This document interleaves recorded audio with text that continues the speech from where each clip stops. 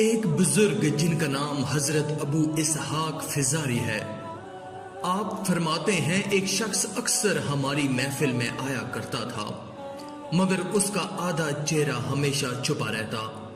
ایک مرتبہ میں نے اس سے پوچھا، تم اپنا آدھا چہرہ چھپائے رکھتے ہو، اس کی کیا وجہ ہے؟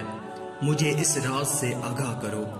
اس نے کہا، اگر آپ ایمان عطا فرمائے تو میں اپنا معاملہ بتاتا ہوں۔ میں نے کہا، بتاؤ اصل معاملہ کیا ہے؟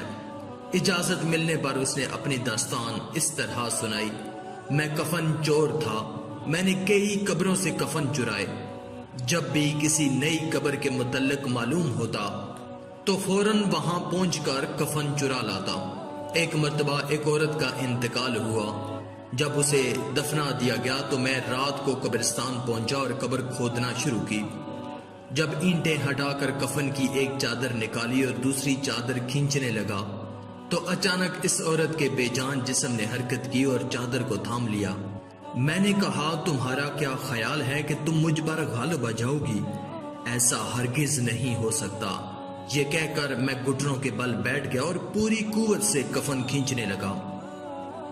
یکا یک عورت نے ایک زوردار تھپڑ میرے چہرے پر مارا۔ درد کی شدت سے میں بے قرار ہو گیا اور میرے چہرے پر بہت زیادہ جلن ہونے لگی۔ یہ کہہ کر اس کفن چور نے اپنے چہرے سے کپڑا ہٹایا تو اس کے گال پر انگلیوں کے نشان بالکل واضح تھے۔ میں نے کہا، اچھا پھر کیا ہوا؟ اس نے کہا، پھر میں نے چادر واپس اس عورت پر ڈال دی اور جلدی جلدی قبر پر مٹی ڈال کر برابر کر دیا اور پختہ ارادہ کیا کہ جب تک زندہ رہوں گا کبھی بھی کفن نہیں چراؤں گا۔ اللہ میرے سابقہ گناہوں کو معاف فرمائے اور مجھے توبہ پر استقامت عطا فرمائے۔ حضرت ابو اسحاق فزاری فرماتے ہیں کہ اس کفن چور کا سارا واقعہ لکھ کر میں نے حضرت امام اوزی کی طرف روانہ کیا۔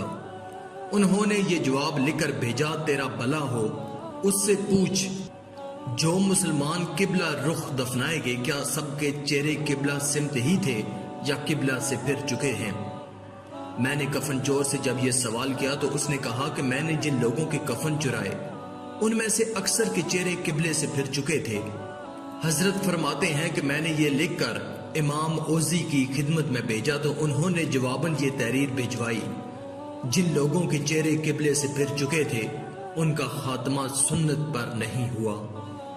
اللہ ہمیں اپنی حفظ و ایمان میں رکھے، ہمارا خاتمہ حضور صلی اللہ علیہ وآلہ وسلم کی سنت پر فرمائے، آمین۔